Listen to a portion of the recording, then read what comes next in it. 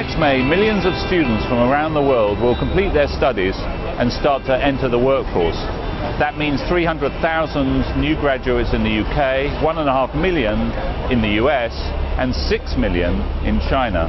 Their prospects vary widely. While unemployment remains stubbornly high in the US and the Eurozone crisis is casting a shadow over the UK economy, China is still growing rapidly. The FT spoke recently with students in these three countries: a business student in New York, a political science student in Brighton in the south of England, and advertising students in Shenzhen, the Chinese border city near Hong Kong. Their aspirations are similar, but the political and economic realities this new generation faces are very different. I'm quite worried about my future job prospects. I would say that the financial situation we're in, I think we're going to hit a monetary crisis, and I think then things are really going to get bad, and it's going to be a long time before all this debt is wiped clean. And in the meantime, probably should get out of here. I'm very much aware of what's going on in the world, but also being in school, you're not exactly looking for a job for these 4 years. So we knew we kind of had that 2008 to 2012 time to just focus, enjoy school where we're at, and then kind of see where the economy takes us. I worry about it now. You know, the fact that we're going to go into a place where there's now a 2.7 million jobs deficit. You know, I don't want to be human resource manager or social worker, because be realistic. I want to make more money with my girlfriend.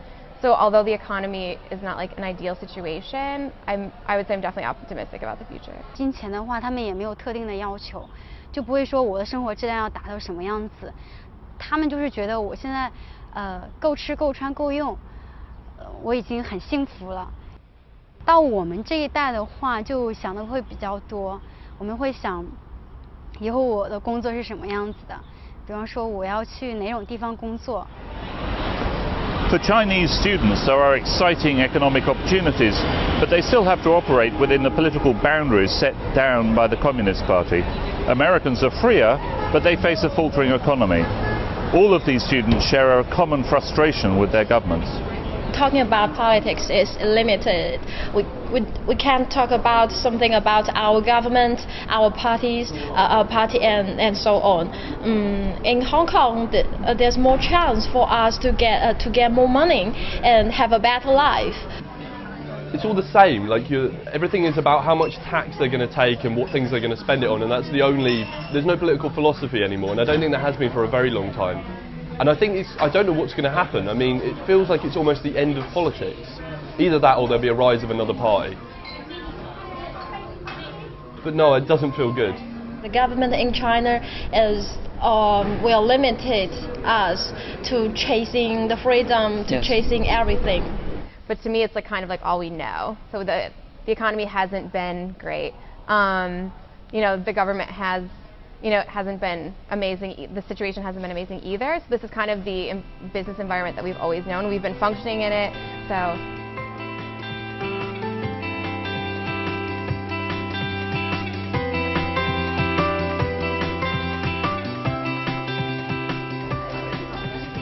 I imagine if I spoke to my parents about what they were doing when they were my age now, I think that they would be worried about getting a long-term job that they would enjoy. As with myself, I'm kind of aware that there's this safety net where even if I was not to really apply myself, I'm not going to starve to death, I'm not going to drop off the planet. And I think in that sense it kind of shifts my goals a little bit, you know? Because I wouldn't necessarily take a job, take hard graft just to earn the money, because I might make more money with job seekers allowance, you know? For me, I think it's now that like next step is like where money is not the main focus. It's like doing what you actually want to do, pursuing your interests, the opportunity to be flexible and kind of that kind of thing. 那一代就比较苦了，他经常会讲那些，因为河南嘛，河南是一个当时60年代的时候是饿死了将近80%的人。当时我奶奶跟我描述是连那些树皮都找不到了，已经被抢光了。金钱的话，他们也没有特定的要求，就不会说我的生活质量要达到什么样子。他们就是觉得我现在够吃够穿够用， Listening to that Chinese student talk about her family's experience in the Cultural Revolution is a reminder of how much things have changed in China over just a generation. In some ways, her economic potential is now greater than that of her counterparts in the West.